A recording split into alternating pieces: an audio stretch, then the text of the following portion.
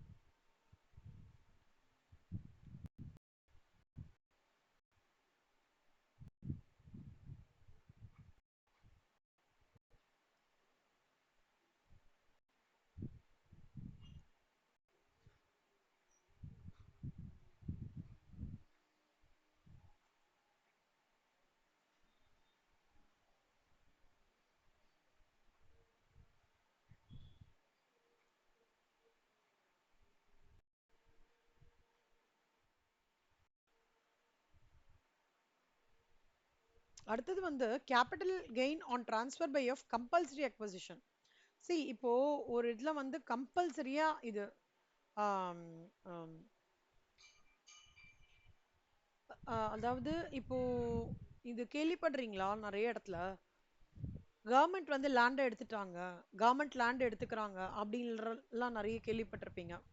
Government வந்து land எடுத்துக்கும் போது நம்ம என்ன பண்ண முடியும்னா கவர்மெண்ட் வந்து என்ன அமௌண்ட்டுக்கு அவங்க வந்து அந்த இப்போ நம்மளோட லேண்டை கவர்மெண்ட் எடுத்துக்கிறாங்கன்னு வச்சுக்கோங்களேன், அவங்க எந்த அமௌண்ட்டுக்கு எடுத்துக்கிறாங்களோ ரேட்டு அந்த ரேட்டுக்கு தான் நம்ம வந்து இது பண்ணணும்.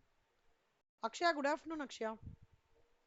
ஸோ அந்த ரேட்டுக்கு தான் வந்து அவங்க நம்மளுக்கு அமௌண்ட் பண்ணுவாங்க. அப்போனா என்ன அர்த்தம்னா when the transfer of a capital asset by way of compulsory acquisition and under any law, எங்க நான் கேள்விப்பட்டிருக்கீங்க இந்த மாதிரி நம்மளோட நிலத்தை கவர்மெண்ட் எடுத்துக்கிறது, பீப்புளோட நிலத்தை கவர்மெண்ட் எடுத்துக்கிறதுன்றது எங்க கேள்விப்பட்டிருக்கீங்க?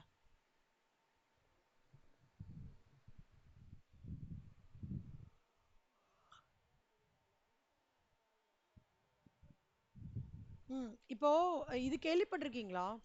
பரனூர் வந்து ஏர்போர்ட் வரப்போகுது ஸ்ரீபெரும்புதூர். அப்போ அங்க இருக்காங்க, அங்க கேள்விப்படுறீங்களா?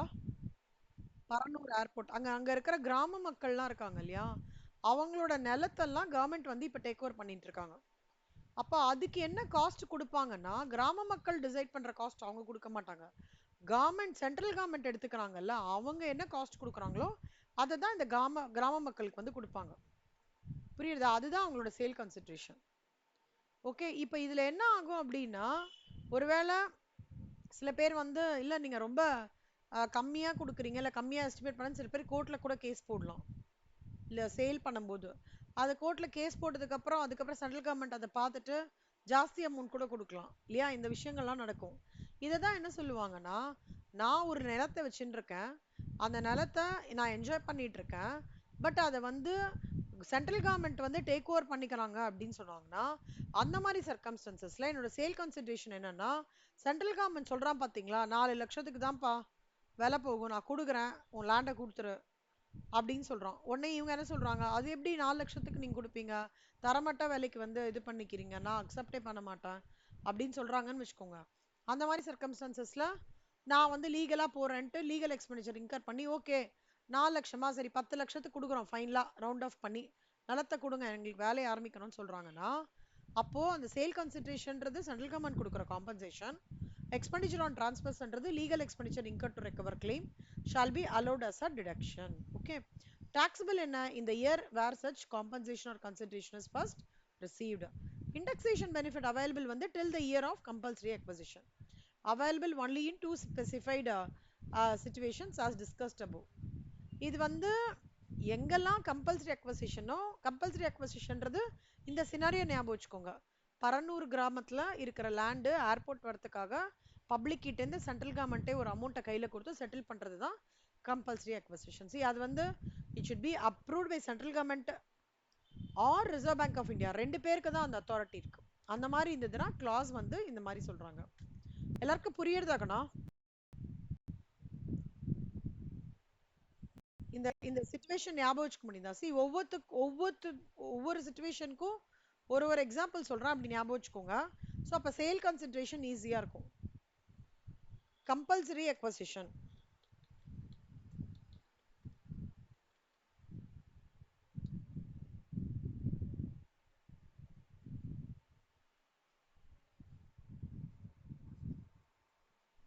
ஸோ கம்பல்சரி அக்வசிஷன் வரும்போது ரிமெம்பர்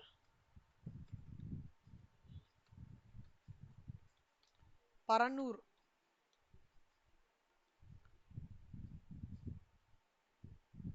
ஏர்போர்ட் அப்கமிங்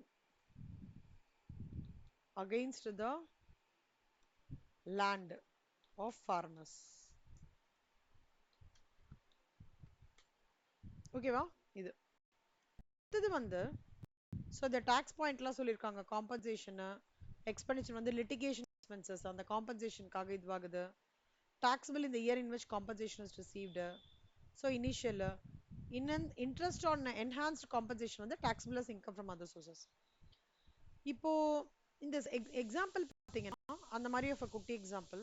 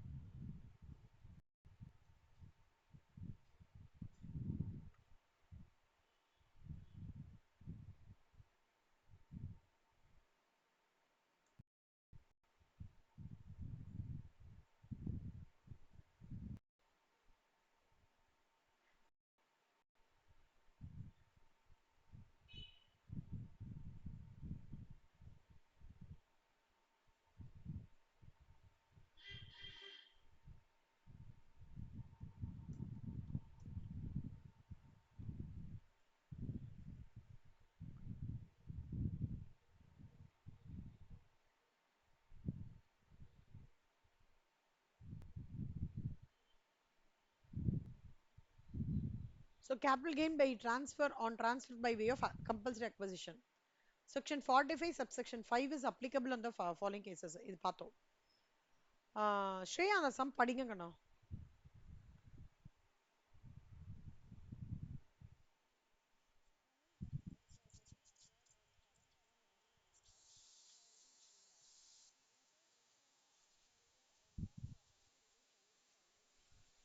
ஒரே நிமிஷம் கண்ணா, சாரி.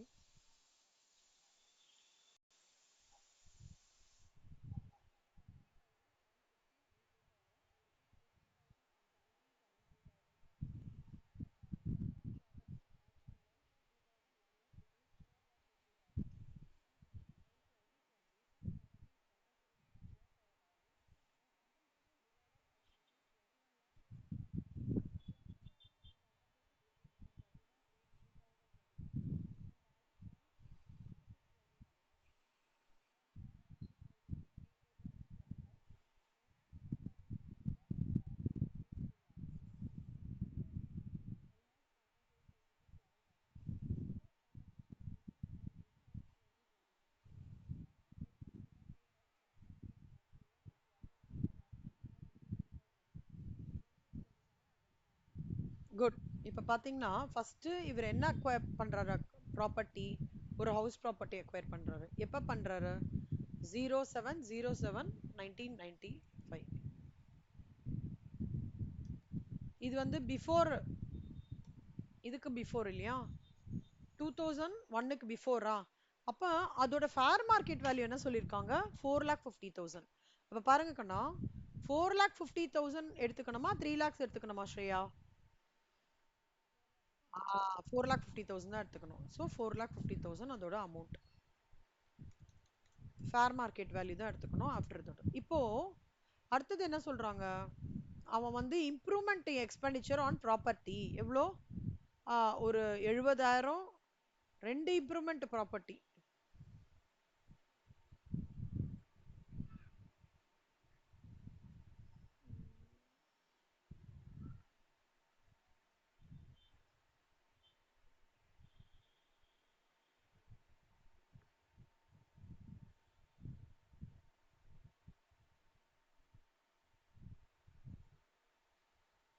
இம்ப்ரூவ்மெண்ட் காஸ்ட் வந்து 2 இயர், 1 2.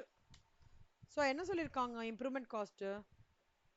70,000 வந்து 16/8/2000 இல்லையா? இம்ப்ரூவ்மெண்ட் 2 வந்து 17/07/2010. ஒரு 10 வருஷத்துல இன்னொரு இம்ப்ரூவ்மெண்ட் பண்றாங்க. அது வந்து இது ஒரு 70,000, இது ஒரு 50,000. சாரி. இப்போ பாருங்க, market value of such property வந்து 4,50,000.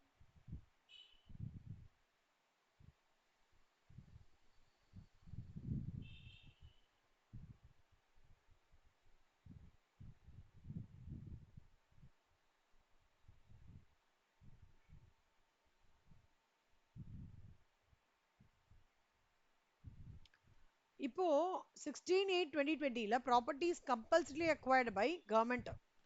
என்ன எப்ப பண்றாங்க? கம்பல்சரி அக்வசிஷன் ஞாபகம் வச்சுக்கோங்கன்னா, இந்த கம்பல்சரி அக்வயர்டுனாலே கம்பல்சரி அக்வசிஷன் கேட்டகரியில வருது. ஓகேவா? ஸோ இப்போ இது என்ன type of category? Compulsory acquisition category.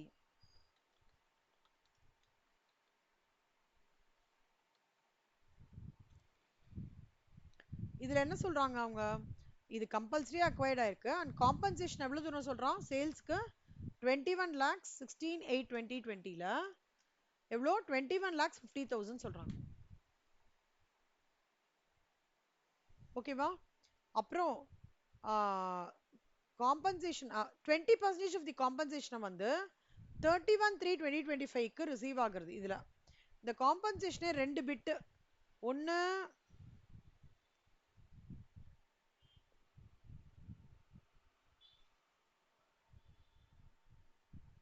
Acquire பண்ணிடுறாங்க.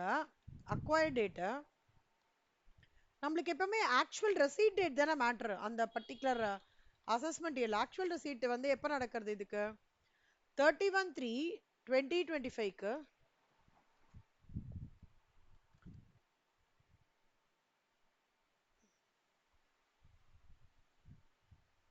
20% of compensation. Remaining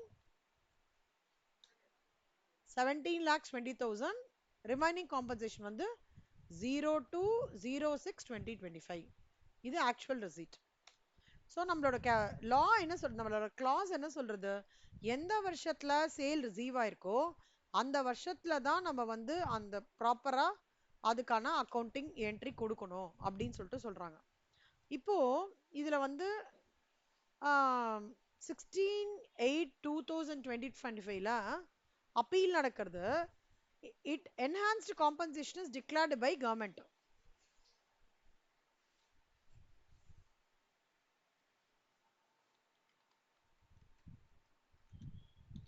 enhance compensation வந்து டிக்ளேர் பண்றாங்க. இன்னைக்கு 16/8 5 வருஷம் கழிச்சு 2020 வந்து இவங்க இது பண்ணி 5 வருஷம் கழிச்சு தான் என்ன ஆகுது? 2 lakhs என்ஹான்ஸ்டு காம்பன்சேஷன். இந்த காம்பன்சேஷன் ஆக்சுவலா எப்ப ரிசீவ் ஆகுறது? See, it is like two things, Kanna.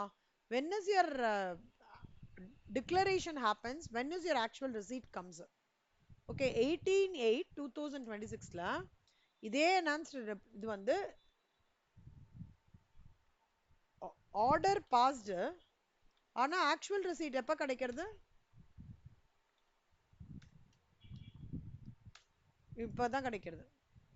அப்போ compute the income under the head capital gains for Sunil for the assessment year 2025-26, 2026-27, 2027-28 இந்த மாதிரி நடக்கிறது அப்படின்னு சொல்றாங்க.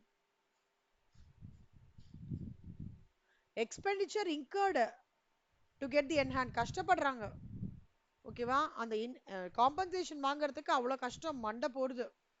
அதுக்கு எவ்வளவு எக்ஸ்பென்சஸ் ஆகுறது?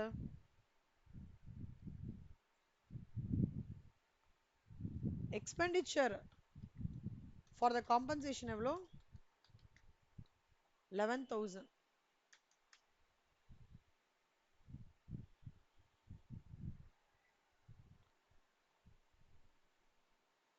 இதான் ஞாபகம் வச்சுக்கோங்கம்மா. இதுதான் வந்து ஃபேக்ட்ஸ் ஆஃப் த கேஸ்.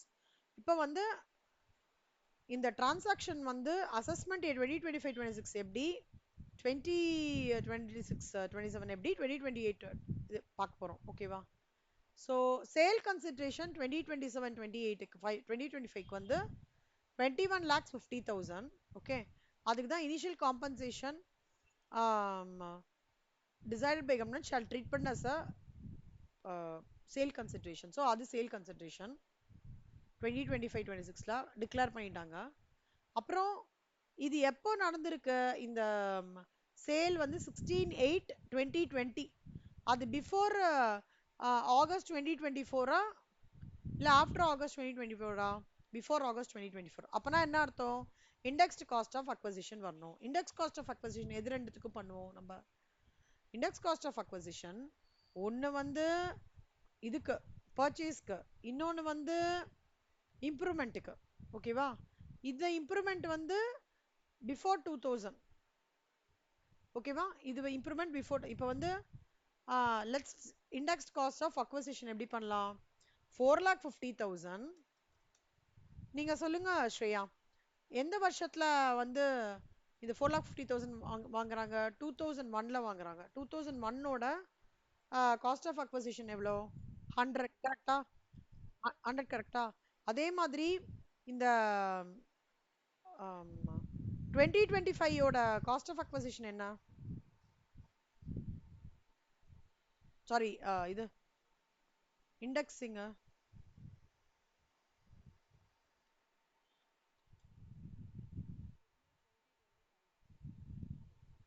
ஒரே நிமிஷம் பண்ணும்.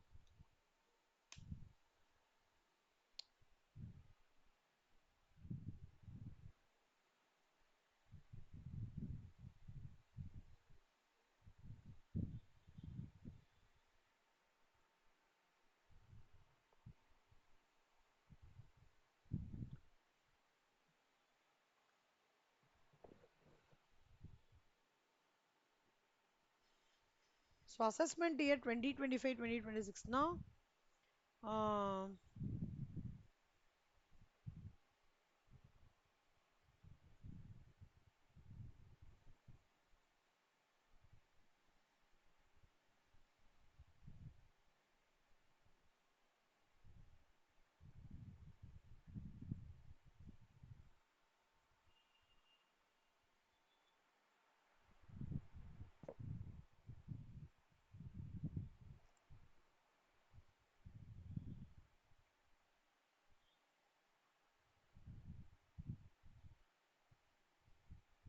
சி 2020ல வந்து அக்வயர் பண்றாங்க.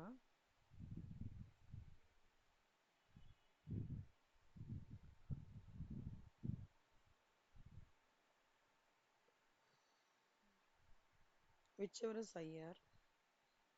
அப்புறம் property was compulsory acquired by the government in the previous year 2020-21. The compensation was received in the previous year.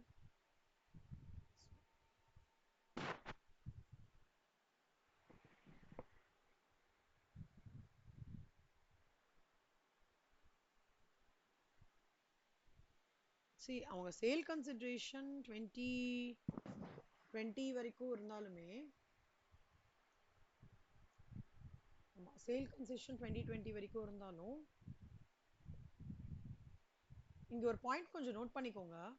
ப்ராப்பர்ட்டியை வந்து 2020-21 வரைக்கும் பண்ணியிருக்காங்க. ஓகே, ஆனால் காம்பன்சேஷன் லேட்டாக தான் வந்திருக்கு.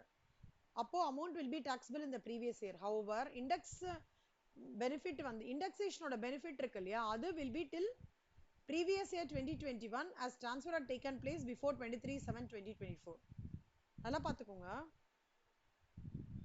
அவன் சொல்றது 2020 வரைக்கும். அப்ப 2020 வரைக்கும் இவங்களோட இண்டெக்ஸேஷன் வந்து நம்ம கால்குலேட் பண்ணிக்கணும். இது கொஞ்சம் யூனிக்கான சம், நல்லா பார்த்துக்கோங்கண்ணா. 4,50,000 இன்டூ பேஸ் இயர் என்ன 100, பிஃபோர் இருந்தால 100, இதோடது 2001க்கு அப்புறம் இருக்கிறதுனால 100 இன்டூ 301. 301ன்றது தான் வந்து நம்மளோட 2020-21ல வந்து அவங்க வந்து அதை ஆக்சுவலாக வந்து சேல்ஸ் பண்ணுறாங்க, அதுதான் எடுத்துக்கணும். நம்ம வந்து இந்த இது என்னமோ 95க்கு முன்னாடி இருக்கிறதுனால இந்த பர்டிகுலர் சம்ல 2020-21ஓட இண்டெக்ஸ் காஸ்ட் ஆஃப் அக்வசிஷன் தான் எடுத்துக்கணும். அதே மாதிரி இண்டெக்ஸ் காஸ்ட் ஆஃப் இம்ப்ரூவ்மெண்ட் இங்க பாத்தீங்கன்னா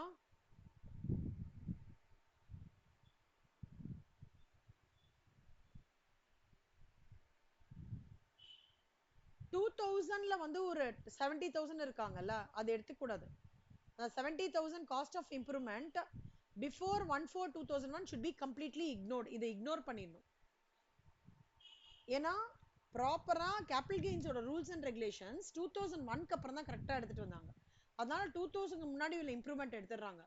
2010ல இருக்கிறது இருக்கு இல்லையா 50,000, அந்த 50,000 அதே மாதிரி இன்டூ எந்த வருஷம் 2010-11ல தானே அவங்க வந்து எக்ஸ்பென்சஸ் இன்கர் பண்றாங்க. that divided by that is 301.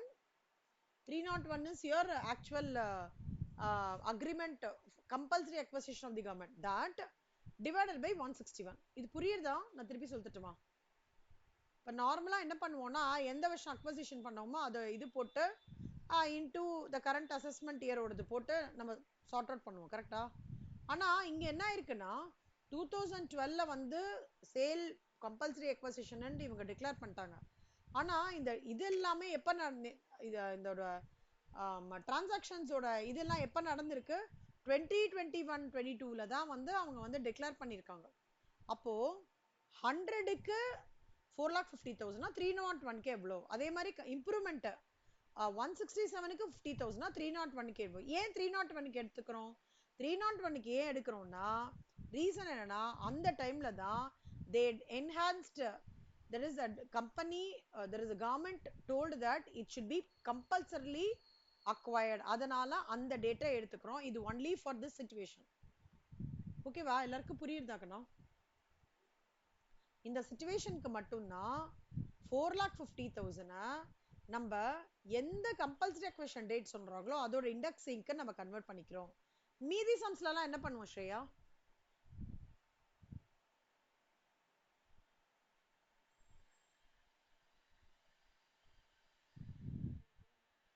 இல்லக்கண்ணா, மீதி சம்ஸ்ல நார்மலா இண்டெக்ஸ் காஸ்ட் ஆஃப் அக்வசிஷன் எப்படி பண்ணுவோம்? அந்த cost of acquisition into current assessment இயரோடது டிவைட் பண்ணுவோம். ஆனா இந்த சம்ல மட்டும் கம்பல்சரி அக்வசிஷன் கவர்மெண்ட் என்னி கொடுத்ததோ அதை தான் நம்ம அதோட இண்டெக்ஸிங் வேல்யூ தான் மல்டிப்ளை பண்ணுமே தவிர நம்ம we should not get to the current இது because the compensation was not received but only it is a compulsory acquisition என்ற law மட்டும் தான் பாஸ் பண்ணாங்க. So இந்த type of scenario க்கு நம்ம we will also have to consider the fact that என்னைக்கு வந்த கவர்மெண்ட் வந்து இல்ல இந்த லேண்டை நான் அபரிக்க போறேன் அப்படின்னு சொன்ன டேட்டை வச்சு தான் நம்ம இண்டெக்ஸ்ட் காஸ்ட் ஆஃப் அக்வசிஷனோ காஸ்ட் ஆஃப் இம்ப்ரூவ்மெண்ட்டையோ கால்குலேட் பண்ணோம். புரியுதா? குட். ஸோ 4,50,000 into 301 by 100 இது வரும். அப்போ this divide by this வந்து லாங் டேர்ம் கேபிட்டல் கெயின். இதுல இன்னொரு விஷயம் இருக்கு. அவன் 3 இயர் கேட்கறான். அசஸ்மெண்ட் இயர் வந்து 2025-6, 26-27, 27-28 இது கேட்கறான். அப்போ 26-27 ஓடது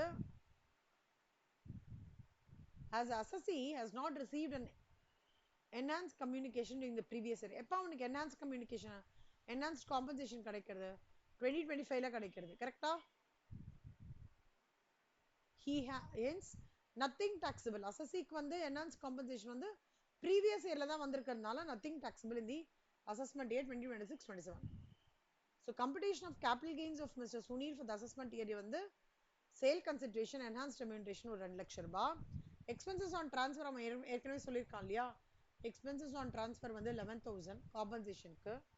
அதுலேருந்து net sale consideration. Index cost of acquisition வந்து 0, ஒன்றுமே கிடையாது.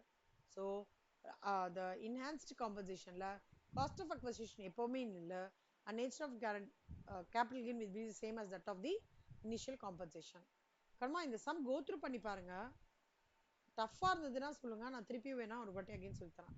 பட் கரெக்ட்ஸ் இதுதான். சேல் கன்சிடரேஷன் எந்த டேட்டுக்கு வந்து ஆர்டர் பண்ணிக்கோங்களோ அந்த டேட்டை வந்து கன்சிடர் பண்ணி தான் இண்டெக்ஸ் காஸ்ட் ஆஃப் அக்வசிஷனை நீங்க யூஸ் பண்ணோம். சொல்லுங்க கண்ணா. 301ன்றது வந்து 2020-21ஓட இண்டெக்ஸேஷன்ரா. ஓகே, 2020-21 அப்போதான் central government passed the resolution for this particular scenario that the government is going to take the land அப்படின்னு சொல்லிட்டு இது பண்ணாங்க. அதனால தான் இண்டெக்ஸ் காஸ்ட் ஆஃப் அக்வசிஷனுக்கும் இம்ப்ரூவ்மெண்ட்டுக்கும் அந்த 301 வந்து நம்ம கன்சிடர் பண்ணி இண்டெக்ஸிங் வந்து கண்டுபிடிக்கிறோம் அப்படின்றத சொல்றாங்க.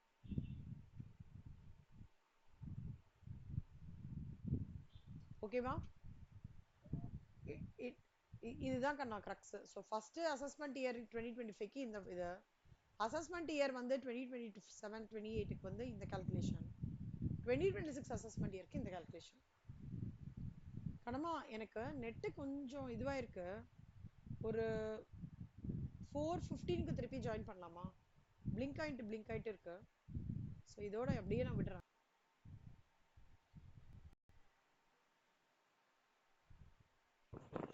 அஸ்வினி, ஆயிஷா, ஸ்ரேயா, வஷிதா, விஜயலட்சுமி, நெட்டு சரியாயிடுச்சுக்கணும். ஒரே நிமிஷம்.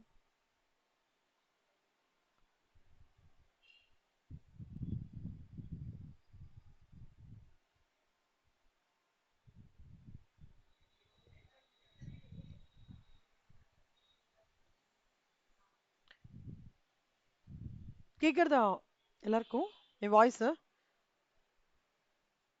Okay okay.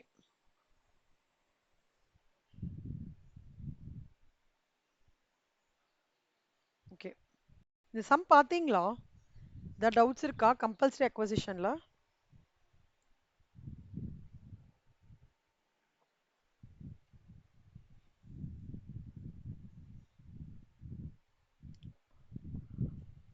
அக்ஷயா பார்த்தீங்களா? அக்ஷயா புரிஞ்சுதா? அஸ்வினி, ஆயிஷா, ஸ்ரேயா, வஷிதா, விஜயலட்சுமி, இந்த சம்ல ஏதாவது டவுட் இருக்கா?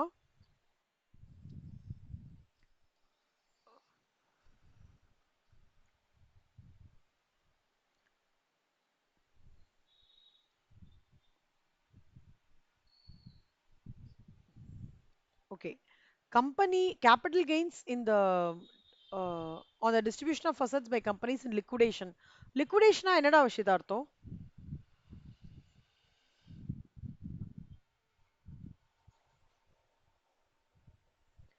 கம்பெனி க்ளோஸ் பண்ணும்போது ஓகேவா, அந்த மாதிரி சர்க்கம்ஸ்டன்சஸ்ல எப்படி கேபிட்டல் கெயின்ஸ் வந்து கால்குலேட் ஆகுறதுன்றத சொல்றாங்க. இங்க பாருங்க, கம்பெனி அண்டர் லிக்விடேஷன், மார்க்கெட்ல செல் பண்ற கேபிட்டல் அசெட். ஓகே, அப்போ they have to pay the tax on the capital gain and cash is distributed to the shareholder. Shareholder will pay the tax on the capital gains on transfer of shares. ஞாபகம் வச்சுக்கோங்க. Company under லிக்விடேஷன்ல capital asset மார்க்கெட்ல செல் பண்ணாம share ஹோல்டரே எடுத்துக்கிறாரு அப்படின்னா capital asset distributed to the shareholder and shareholder will have to pay the capital gain on transfer of assets.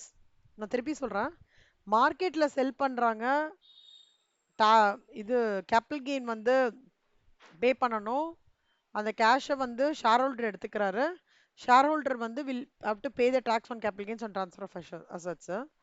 இது share ஹோல்டரே எடுத்துக்கும் போது capital அசட்டையும் ஷேர் ஹோல்டரே டிஸ்ட்ரிபியூட் ஆகும்போது, அதாவது இந்த பாயிண்ட் இருக்குல்ல, அசட் சேல் ஆகிறது, required to pay tax gain, இந்த பாயிண்ட் இருக்கு இல்லையா, இது இதே தான். ஓகேவா? இங்க cash is distributed to share holder, இங்க capital asset is distributed share holder. புரியுது அது ரெண்டுத்துக்கும் டிஃபரன்ஸ்? இங்க capital asset distributed to share holder, அவர் தான் வந்து பே பண்ணும். இங்க சேல் பண்ணி கேஷ் உள்ள வருதுல, கேஷை வந்து ஷேர் ஹோல்டருக்கு பண்ணி ஷேர் ஹோல்டர் வந்து கேபிட்டல் கெயின் பே பண்ணும். இந்த இது ரொம்ப நல்லா படிக்கோங்க.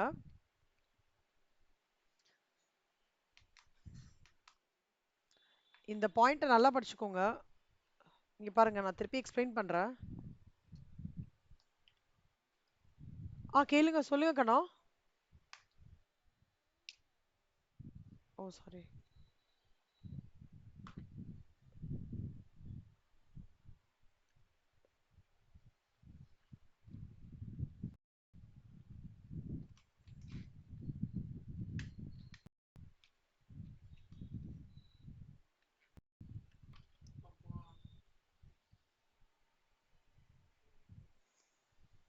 இப்ப ஷேர் ஆகுறது தெரியுதா? இப்ப ஷேர் ஆகுறது தெரியுதா? ஓகே.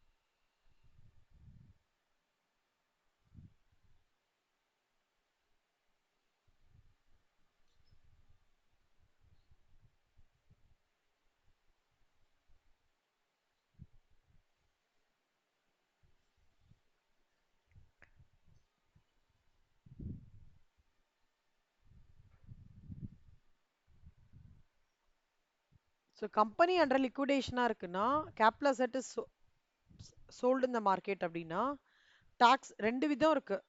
அசட்ஸை மார்க்கெட்ல பண்ணி கேஷ் கொடுக்குறாங்க. அதுல ஷேர் ஹோல்டர் வந்து tax on capital gains pay பண்றாங்க. ஓகேவா? கம்பெனி லிக்விடேஷன் போடுது, அசட்டை இவங்களுக்குள்ளேயே பிரிச்சுக்கிறாங்க. அப்போ shareholder will pay the tax on capital gains on transfer of shares. புரியுதா எல்லாருக்கும்? ரெண்டு சர்க்கம்ஸ்டான்சஸ். கேபிட்டல் அசட்டை சேல் பண்றாங்க, இன்னொன்னு கேபிட்டல் அசட்டை டிஸ்ட்ரிபியூட் பண்ணிக்கிறாங்க. ரெண்டு circumstances. Okay. Capital assets sale பண்ணும்போது கையில் என்ன கிடைக்கிறது? கேஷ் கிடைக்கிறது. அந்த கேஷை இவங்க ஷேர் ஹோல்டர்ஸ்க்கு டிஸ்ட்ரிபியூட் பண்றாங்க. அப்புறம் ஷேர் ஹோல்டர் என்ன பண்றாரு? டாக்ஸ் பே பண்றாரு. டிஸ்ட்ரிபியூட் பண்ணும்போது என்ன ஆயிடுறது? கேபிட்டல் அசெட் வந்து டிஸ்ட்ரிபியூட் பண்ணணும், ஷேர் ஹோல்டர் வந்து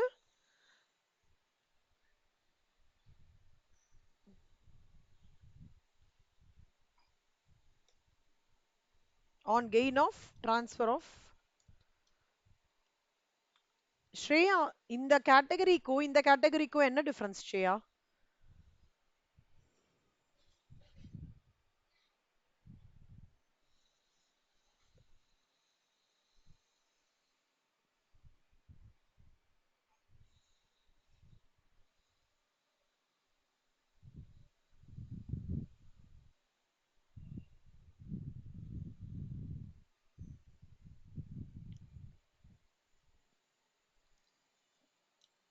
அஸ்வினி, இந்த கேட்டகரிக்கும் இந்த கேட்டகரிக்கும் என்ன டிஃபரன்ஸ்?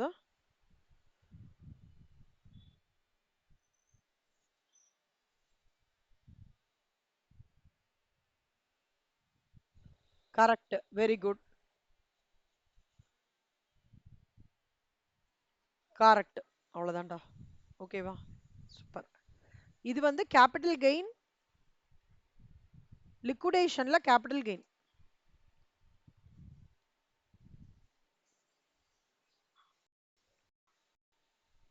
ஸோ சேல் கன்சிடரேஷன்ல வந்து total amount received, liquidation by the shareholder less amount of deemed dividend, sale consideration. Deemed டிவிடெண்ட்னா என்ன அர்த்தம்னா, நான் ஒரு அசட்டை வந்து லிக்விடேஷன்ல வந்து டிஸ்ட்ரிபியூட் ஆகுது, is treated as deemed dividend to the extent of accumulated profit at the time of liquidation of the company. liquidation of company போது கம்பெனி என்ன ப்ராஃபிட் earn பண்ணிருக்காங்களோ அந்த ப்ராஃபிட்ல இந்த அமௌண்ட்டை வந்து ஷேர் ஹோல்டர்ஸ்க்குலாம் கொடுக்கறது தான் டீம்டு டிவிடெண்ட்னு சொல்லுவாங்க. ஸோ இந்த 3 கால்குலேஷனையும் சேல் கன்சிடரேஷனா நம்ம இது பண்ணோம். இதெல்லாம்னா எவ்வளோ வந்து லிக்விடேஷன் மார்க்கெட் வேல்யூ வித்தது மூலமா எவ்வளோ வந்திருக்கு, அதுலேருந்து அமௌண்ட் ஆஃப் டீம் டிவிடெண்ட் வந்து நான் கொடுத்துட்டு ரிமைனிங் இருக்க தான் என்னோட சேல் கன்சிடரேஷன் சொல்றாங்க.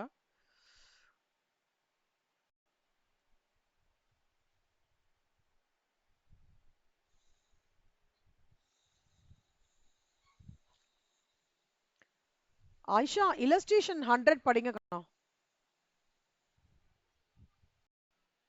ஆ வாய்ஸ் கேட்கறதுனா இல்ல செல்லம். அடிஷனல் இன்ஃபர்மேஷன்ல படிங்க. ஒரு நிமிஷம், இந்த சம் எப்படி கொடுத்துருக்கா? அடிஷனல் இன்ஃபர்மேஷன் எப்படிங்க? ஸ்ரேயா வாய்ஸ் கேட்கறதா?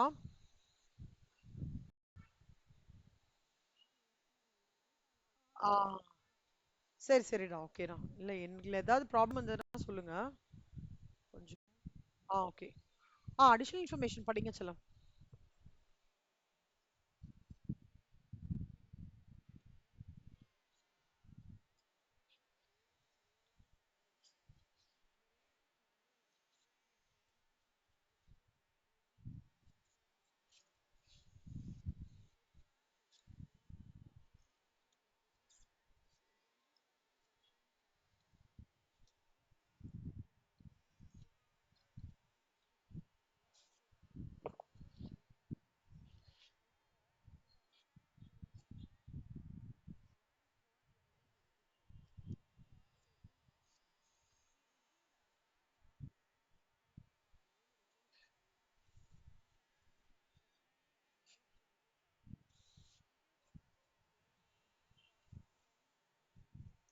சூப்பர். கம்பெனி லிக்விடேஷன் எப்போ இது பண்றாங்க? 31/12/24. அண்ட் அவங்களுக்கு வந்து and and all the current assets and building realised at book value எல்லாத்தையுமே வித்துடுறாங்க, பில்டிங் எல்லாம் வித்துடுறாங்க. ரிலைஸ்டு மணியை வந்து என்ன பண்றாங்கன்னா வெளியில இருக்கிற கடனை ப்ரெஃபரன்ஸ் ஷேர் ஹோல்டருக்கு செட்டில் பண்றதுக்காக யூஸ் பண்ணிக்கிறாங்க. உத்கஷ்க்கு 10% ஈக்விட்டி ஷேரும் 20% ப்ரிஃபரன்ஸ் ஷேரும் வச்சிருக்காங்க. இந்த ஈக்விட்டி ஷேரை வந்து ஒரிஜினலி அவர் எப்போ எடுத்து வாங்கினாருன்னா 16/08/2022 வாங்கினார். ப்ரிஃபரன்ஸ் ஷேரை வந்து 1/4/2024 சப்ஸ்கிரைப் பண்ணியிருக்காரு. அவருக்கு ஒரு பார்ட் ஆஃப் லேண்ட் என்னெல்லாம் ரெசீட்ஸ் கிடைச்சிருக்கு அப்படின்னா, பார்ட் ஆஃப் லேண்ட் வந்து ஒரு 5 லட்சம் அதோட மார்க்கெட் வேல்யூ, அண்ட் கேஷோட வேல்யூ வந்து ஒரு 20,000. இது ரெண்டுமே கிடைச்சிருக்கு. Compute capital gains in the hands of company and Utkarsh. இப்போ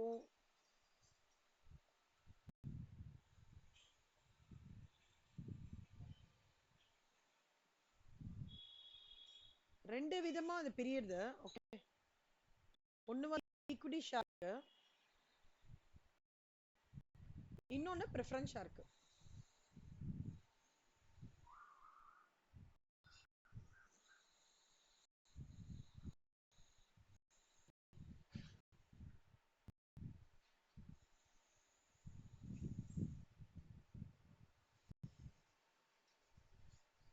இப்போ ஃபர்ஸ்ட் வந்து நான் ஈக்விட்டி ஷேர் சொல்லி தரேன்.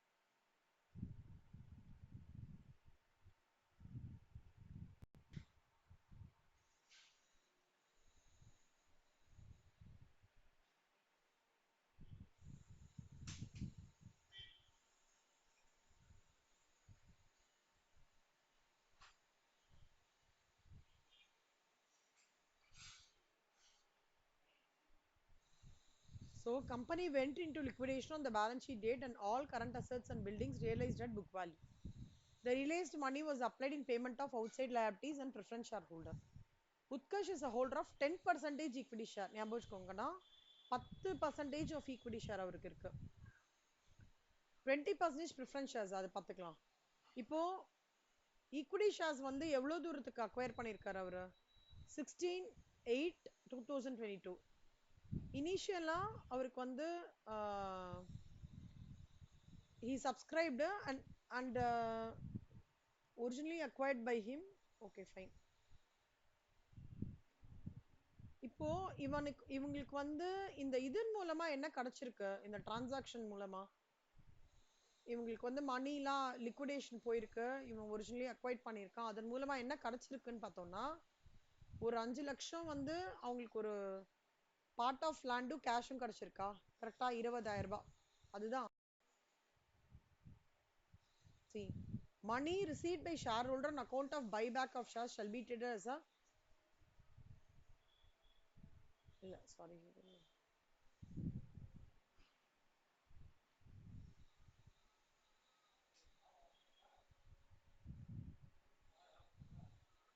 இங்க பாருங்க.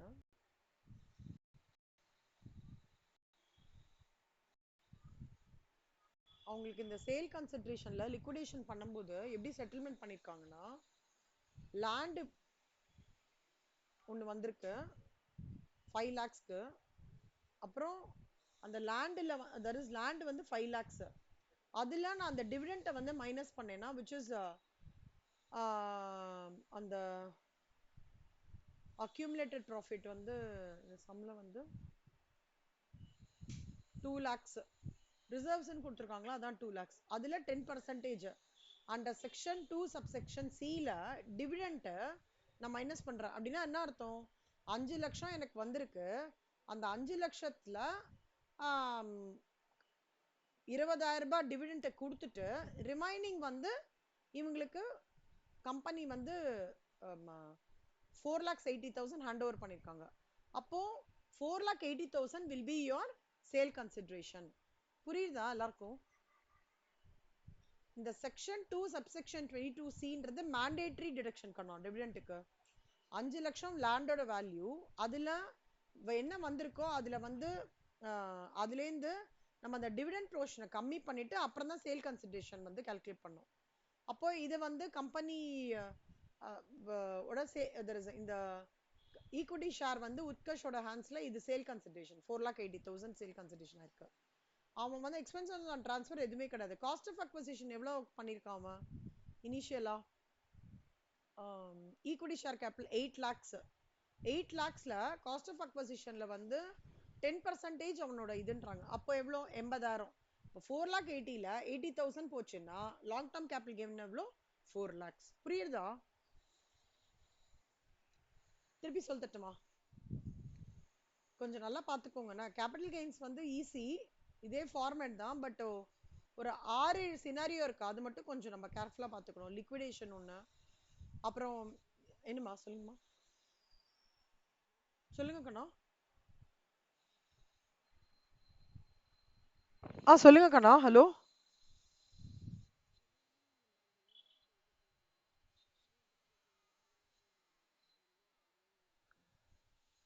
இல்லை, இது எல்லாமே பார்த்தீங்கன்னா லிக்விடேஷன் பண்ணி அந்த 1/4/2024 எல்லாமே நடக்குது இல்ல ஸ்ரேயா? லிக்விடேஷன் அவங்க வந்து பேலன்ஸ் ஷீட் கொடுத்துருக்காங்க. இந்த ஒரிஜினலி இது பண்றது எல்லாமே வந்து 24ல தான் நடக்கிறது. இந்த ஒரு வருஷத்துல தானே எல்லாமே நடக்கிறது, 1 இயர்ல நடக்கிறது இல்ல. அவங்க சப்ஸ்கிரைப் பண்ணி அப்புறம் வந்து பார்ட் ஆஃப் லேண்டு அவங்களுக்கு ரிசீவ் ஆகிறது எல்லாமே 1 இயர்ல நடந்துருது இல்ல. அதனால இதுல வந்து நம்ம எப்படி சொல்றதுன்னா இந்த கிளாஸ் ஒன்று சொல்றேன், ஒரே நிமிஷம் இருங்க. கிளாஸ்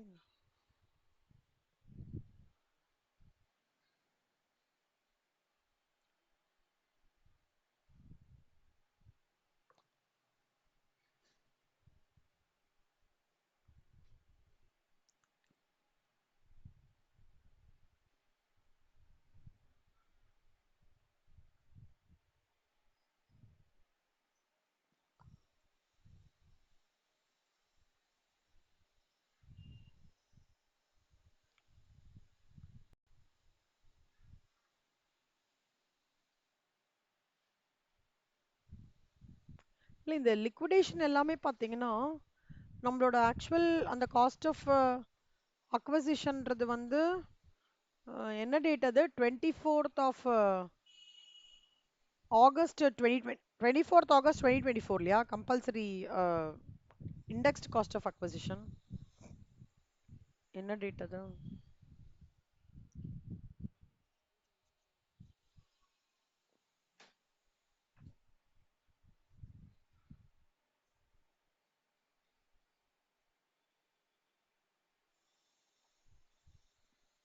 என்ன அமௌண்ட் கண்ணா 21/8/2024 கரெக்டா ஆனா இந்த கம்பெனி வந்து இஸ் கெட்டிங் இன்டு லிக்விடேஷன்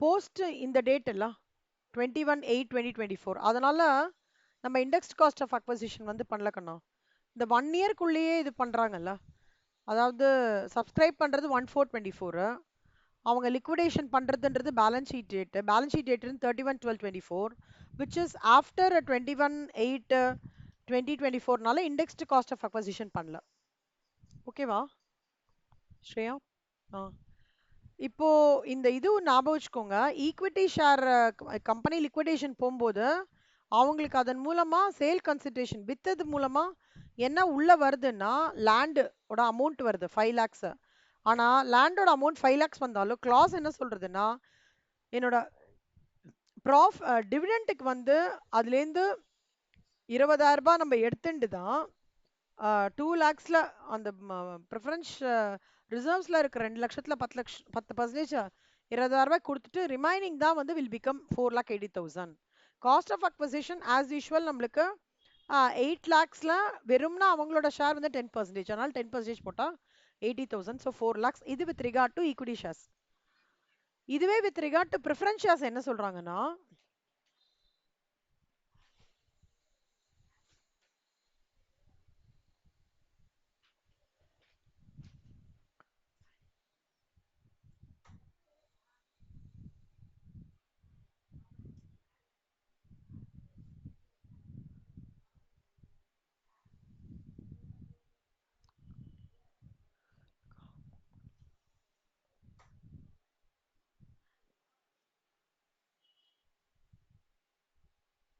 இதுவே with regard to preference shares என்ன சொல்றாங்கன்னா 1 lakh கரெக்டா இப்போ சேல் கன்சிடரேஷன் எவ்வளவு வருது ப்ரிஃபரன்ஸ் ஷேர்ஸை பொறுத்த வரைக்கும் 20,000 ரூபாய் எக்ஸ்பென்சஸ் ஆன் டிரான்ஸ்ஃபர் இதுல நெட் சேல் கன்சிடரேஷனும் 20,000 இது வந்து இப்போ ப்ரிஃபரன்ஸ் ஷேர் கேபிட்டல் எவ்வளோ 1 lakh 1 lakhல நான் 20% கால்குலேட் பண்ணேன் ஏன்னா அவருக்கு 20% தான் ஷேருக்கு போட்டோம்னா 20,000 ஸோ இது ஷார்ட் டேர்ம் கேபிட்டல் கெயின் இது ஏன் ஷார்ட் டேர்ம் கேபிட்டல் கெயின்னு சொல்லுங்க பார்க்கலாம்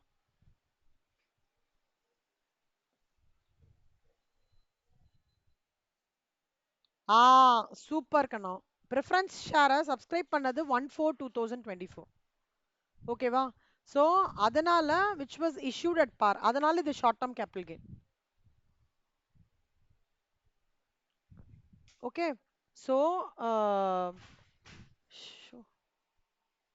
ஸோ 20,000 இது போச்சு அப்படின்னா இட் ஆமாம் 20,000 less 20,000 will give you nil short term capital gain so இது டைப் 3 ப்ராப்ளம் இதுவும் டைப் 3 ப்ராப்ளம் ஞாபகம் வச்சுக்கோங்க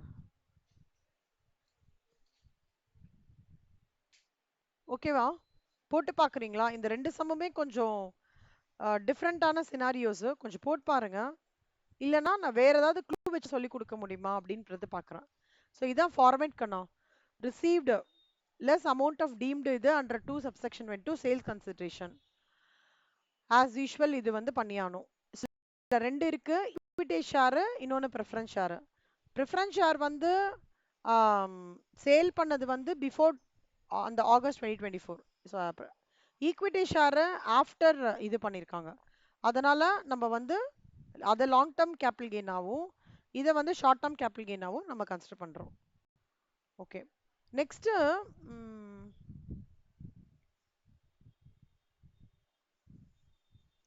buyback of own securities buyback of own செக்யூரிட்டிஸ்னா என்ன அர்த்தம்டா யாரை கேட்டால் கரெக்டாக இருக்கும்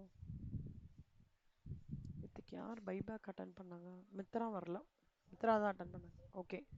பைபேக்னா என்னன்னா, நான் ஏற்கனவே வித்த என்னோட செக்யூரிட்டிஸை திருப்பி பைபேக் பண்றது தான் பைபேக் செக்யூரிட்டிஸ். ஓகே. அதுக்கு எப்படின்னா sale consideration with effect from 1/10/2024 கிடையாது. Okay. Cost of acquisition as usual taxable in the year when securities were purchased by the company.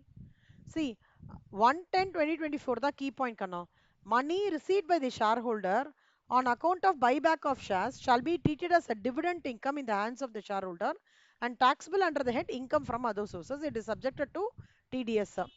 இப்போ prior to 110 எப்படி பண்ணுவாங்க அப்படின்னா அடிஷ்னல் டேக்ஸ் 20% பே பண்ணி ஓகே அதுல வந்து hands of shareholder receipt வந்து exempt. ஆனா 2024க்கு அப்புறம் அது பைபேக் வந்து டிவிடெண்ட் இன்கமா ட்ரீட் பண்ணி இன்கம் ஃப்ரம் அதர் சோர்சஸ்ல நான் வந்து அதை டாக்ஸபிளா காமிக்கணும் அப்படின்னு சொல்றாங்க.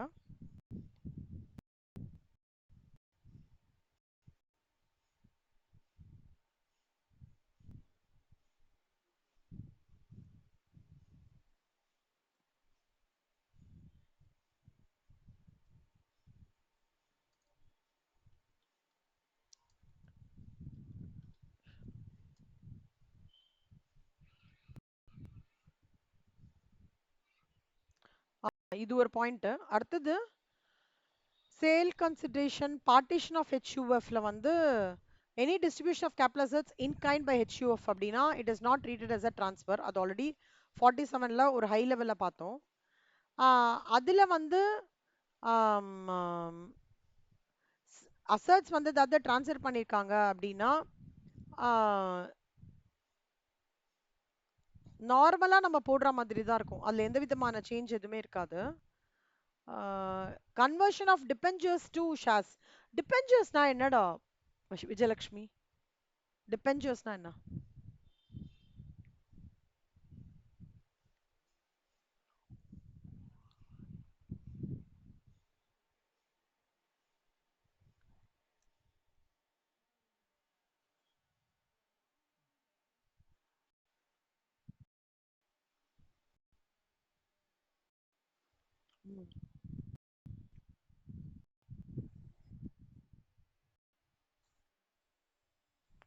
கரெக்ட். அதாவது இப்போ அதாவது நான் வந்து என்னோட கம்பெனியோட ஃபினான்ஸ் ரைஸ் பண்றதுக்கு தான் ரெண்டுமே பண்ணுவேன். ஷேர்ஸும் வாங்குவேன். ஏதாவது ஷேர்ஸ் வித்துட்டு என்னோட கம்பெனி ஷேர்ஸை வித்துட்டு பைசா வாங்குவேன். இல்ல டிபெஞ்சர்ஸ் இஷ்யூ ஆகும்.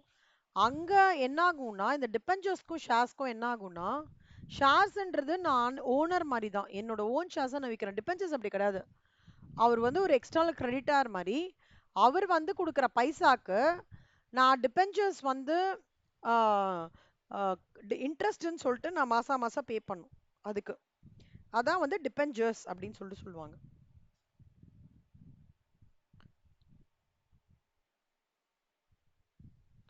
Share holders are the owners of the company. Debentures holders are the creditors of the company. அதான் ரெண்டுத்துக்கும் டிஃபரன்ஸ். இப்போ இந்த டிபெஞ்சர்ஸ்க்கு எப்படின்னா cost of old asset as usual convertible எடுத்துப்பாங்க. இண்டெக்ஸேஷன் வந்து பிஃபோர் 23-27 வந்து the takes place indexation benefit. அதுக்கப்புறம் தான் இண்டெக்ஸேஷன் பெனிஃபிட் கிடையாது. ஹோல்டிங் பீரியடும் அதே மாதிரி தான். நார்மலாக நம்ம ஒரு கேபிட்டல் கெயின் கண்டுபிடிக்கிற மாதிரி அதில் சேஞ்ச் இல்லை. ஜீரோ கூப்பன் பாண்டுன்றது எதுக்காக ரைஸ் பண்ணுவாங்க அப்படின்னா இப்போ கம்பெனி அதர் ஒரு கவர்மெண்ட் இருக்காங்க.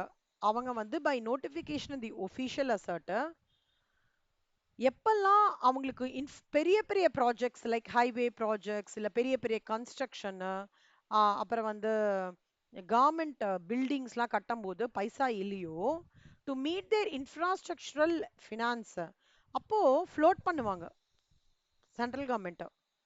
ஜீரோ கூப்பன் பாண்டுன்னு ஒன்று இருக்கும். அதில் வந்து இவங்க ஃப்ளோட் பண்ணி பைசா ரைஸ் பண்ணி பப்ளிக் இடந்து பைசா ரைஸ் பண்ணி ஓகே மெச்சூரிட்டி வரைக்கும் இவங்களுக்கு அந்த ஜீரோ கூப்பன் பாண்ட்லேருந்து எதுவுமே அவங்களுக்கு பெனிஃபிட் வந்து இருக்காது.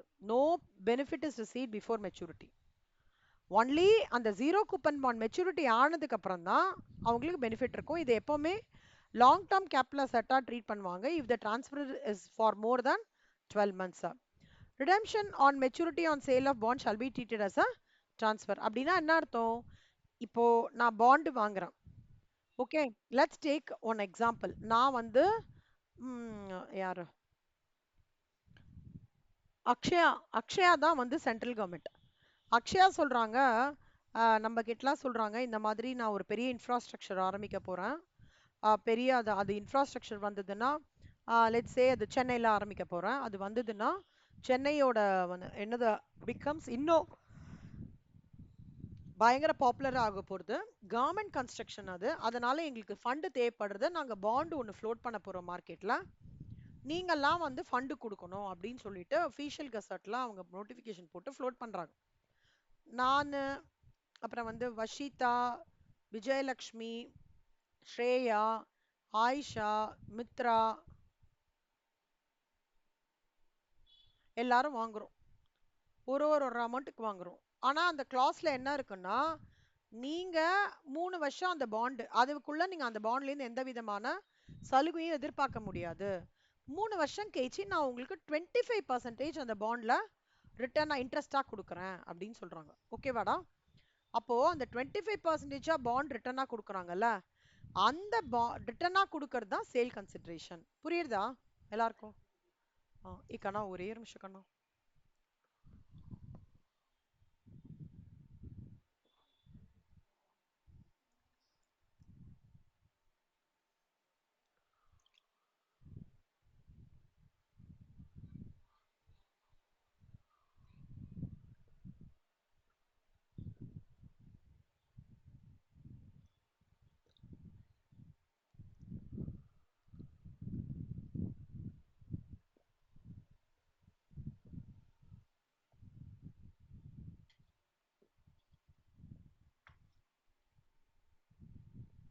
யாருக்கு புரியல செல்லம்? இது ரொம்ப இம்பார்ட்டன்டான கொஸ்டின் கண்ணா. அக்ஷயா, புரியுதா? நான் சொல்ற கான்செப்ட் நல்லா அண்டர்ஸ்டாண்ட் பண்ணிக்க முடியுதா? ரொம்ப இம்பார்ட்டன்டான தியரி கொஸ்டின், சம்ம ரெண்டுமே. ஆயிஷா புரியுதா? ஆயிஷா,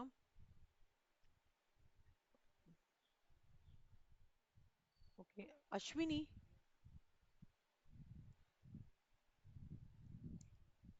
ஓகே. மித்ரா வரல. ஸ்ரேயா உங்களுக்கு புரியுறதா கண்ணா? ம், வேற யார் விட்டுறா? வஷிதா உங்களுக்குமா?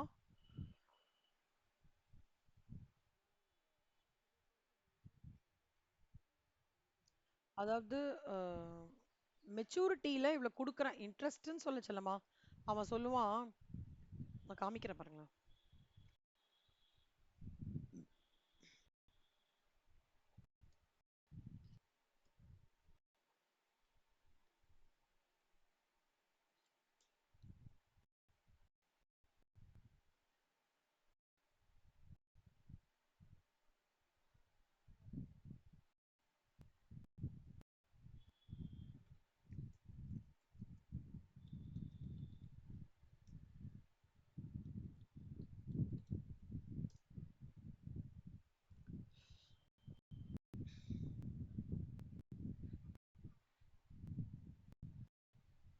ராஜஸ்தான் ராஜுத் வித்யுத் பிரச்சாரன் நிகாம் லிமிடெட்,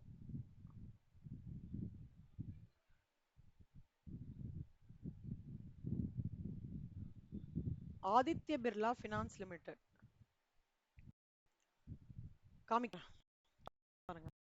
இப்போ இதுதான்டா, இதான் ஜீரோ கூப்பன் பாண்ட் செல்லுமா. ஓகே, இந்த ஜீரோ கூப்பன் பாண்ட் இருக்கு இல்லையா, ஜீரோ அப்படின்னால என்ன அர்த்தம்? அவனுக்கு எந்த விதமான இன்ட்ரெஸ்ட்லாம் கிடையவே கிடையாது, பீரியாடிக்கா பேமெண்ட் பண்றதுலாம் எதுவுமே கிடையாது. என்ன இதை வந்து என்ன சொல்லுவாங்கன்னா ஒரு டிஸ்கவுண்ட் பாண்ட்ஸ் அப்படின்னு சொல்லுவாங்க. இந்த ஜீரோ கூப்பன் பாண்ட்ஸை டிஸ்கவுண்ட் பாண்ட்ஸ்ன்னு சொல்லுவாங்க. 8.31 crores இவங்க ஒரு ப்ராஜெக்ட் எடுத்திருக்காங்கடா. இருங்க, ஐசிஐசி ஆதித்ய பிர்லா வந்து ரொம்ப ஃபேமஸ். ஆதித்ய பிர்லா கேள்விப்பட்டிருக்கீங்களா நீங்க எல்லாரும்? ஆதித்ய பிர்லான்ற பேரு. பிர்லா சிமெண்ட்ஸ் கேள்விப்பட்டிருக்கீங்களா? அவங்களோட குரூப் தாண்டா ஆதித்ய பிர்லா. அங்க நிறைய வச்சிருக்காங்க. இப்ப இவங்க கூட வச்சிருக்காங்க, க்ளோத்ஸ்லாம் கூட வச்சிருக்காங்க. அவங்க என்ன பண்றான், 5 கோடிக்கு அவன் ஒரு ப்ராஜெக்ட்ல இறங்குறான்டா, சம் இன்ஃப்ராஸ்ட்ரக்சர் ப்ராஜெக்ட். ஓகேவா? இதை வந்து சென்ட்ரல் கவர்மெண்ட் வந்து சாப்பா குத்தி அஃபீஷியல் கெசட்ல போட்டதுக்கு அப்புறம் தான் இவன் டிக்ளேர் பண்றான். இந்த மாதிரி அவனுக்கு எவ்வளவு வேணும்? 5 கோடி வேணும் ஜீரோ கூப்பன் பாண்டு. அதுல இங்க பாருங்களேன். ஓகே, இதெல்லாம் கன்ஃபியூஸ் ஆகும். இந்த விஷயத்தோட பார்க்கலாம். ஆகஸ்ட் 200 கோடியோடது. இப்போ இது நீங்க பாத்தீங்கன்னா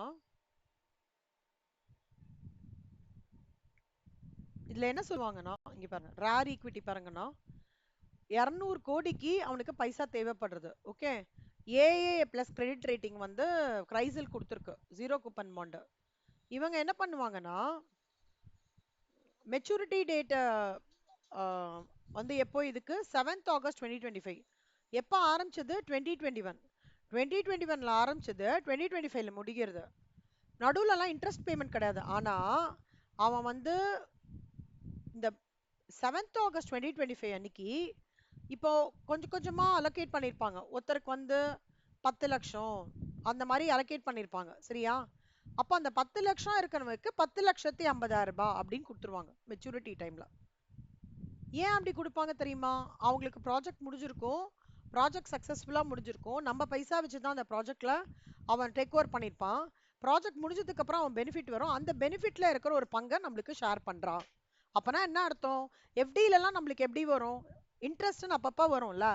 இங்க அப்படி கிடையாது. ஜீரோ கூப்பன் இன்ட்ரெஸ்ட்லாம் கிடையாது. ப்ராஜெக்ட் முடிச்ச உடனே சக்சஸ்ஃபுல் ஆன உடனே நம்மளுக்கு ஒரு பங்கு கொடுப்பான், ஒரு அமௌண்ட். அது வந்து என்ன சொல்றது, 10% இருக்கலாம், 12% இருக்கலாம். ஆனா கண்டிப்பா வந்து ஒரு அமௌண்ட் இருக்கும். இதை நம்ம நம்பலாம். ஏன் சொல்லுங்க? இது சென்ட்ரல் கவர்மெண்ட்வே வந்து ஆத்தரைஸ் பண்ற பாண்ட்ஸ் ஜீரோ கூப்பன் பாண்ட்ஸ். புரியுறதா வஷிதா? இந்த மாதிரி நிறைய பாண்ட்ஸ் இருக்குக்கணும். இதுல வந்து ரொம்ப ஃபேமஸ் வந்து எது தெரியுமா? ஆதித்ய பிர்லாவோடது. இது ஒரே நிமிஷம்.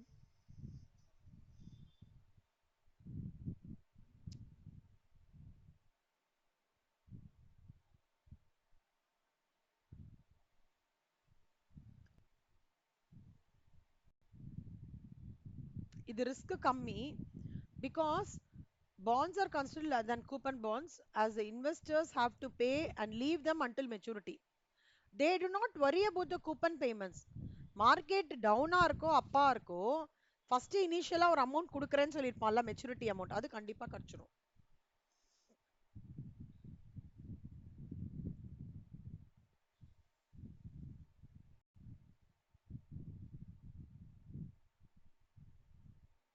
ஐசிஐசியோட ஒன்று வந்ததுடா, ஆக்சுவலா ரொம்ப நல்லா இருந்தது ஒன்று.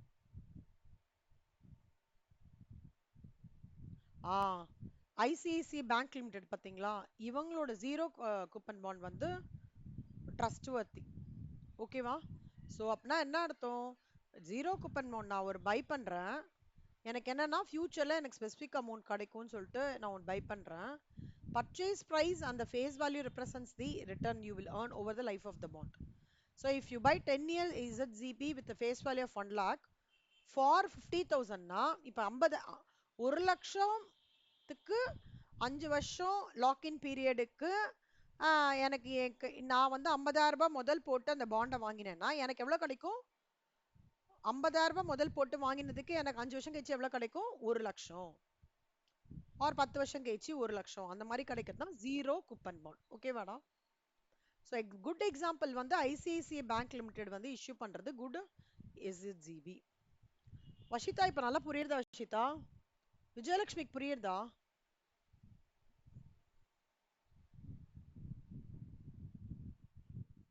குட். வஷிதா இப்ப புரியுறதா வஷிதா? அதாவது டிஸ்கவுண்ட் பாண்டுன்னு சொல்லுவாங்கடா. உனக்கு 5 வருஷம் கழிச்சு நான் 10 லட்சம் கொடுக்குறேன். ஓகே, ஆனா இப்ப நீ எனக்கு வந்து 5 லட்சம் கொடு, நான் என்ன மார்க்கெட் ஃபிளக்சுவேஷன்னாலும் நான் உன்னோட 10 லட்சத்தை கண்டிப்பா கொடுத்துருவேன், அதுல எந்த விதமான பிரச்சனை இருக்காது அப்படின்னு சொல்லி இஷ்யூ பண்ற பாண்டு, சென்ட்ரல் கவர்மெண்ட் அவரோட அப்ரூவல் இஷ்யூ பண்ற பாண்ட் தான் zero coupon bond. Okay,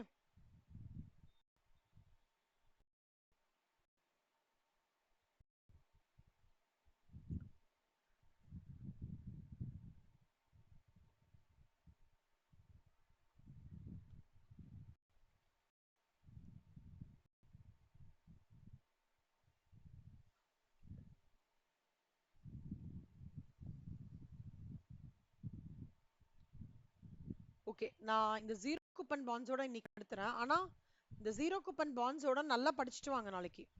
question session இருக்கும். ஓகேவா? நாளைக்கு 3 o'clock கொஸ்டின் செஷன் இருக்கும். நல்லா படிச்சுட்டு வாங்க. செல்லம், ஐடிடிக்கு வந்து ஒரு குட்டி ரெக்கார்டிங் அமிச்சா அதை உங்களால கோத்ரூ பண்ண முடியுமா? விஜயலக்ஷ்மி, ஸ்ரேயாக்கு அண்ட் ஆயிஷாக்கும் அஸ்வினிக்கும் ஒரு சின்ன part of time and place of சப்ளைக்கு ரெக்கார்டிங் அனுப்பிச்சு விடுறேன். அது உங்களுக்கு ஓகேவா இருக்குமா?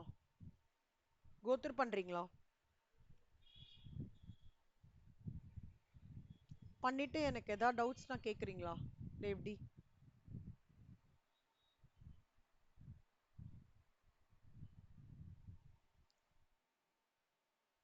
இங்க பாருங்க, நான் எது சொல்றேன்னா சின்ன பாட்டு.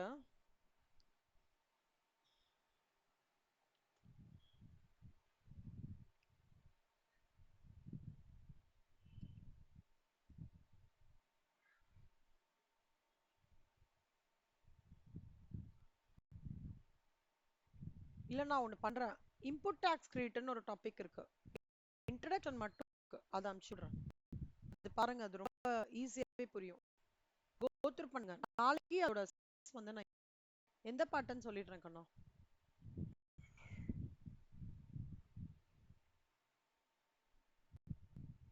வஷிதாக்கும் ஆம், அக்ஷயாக்கும் இன்புட் டாக்ஸ் கிரியேட் ஞாபகம் இருக்குல்ல கண்ணா? ம்.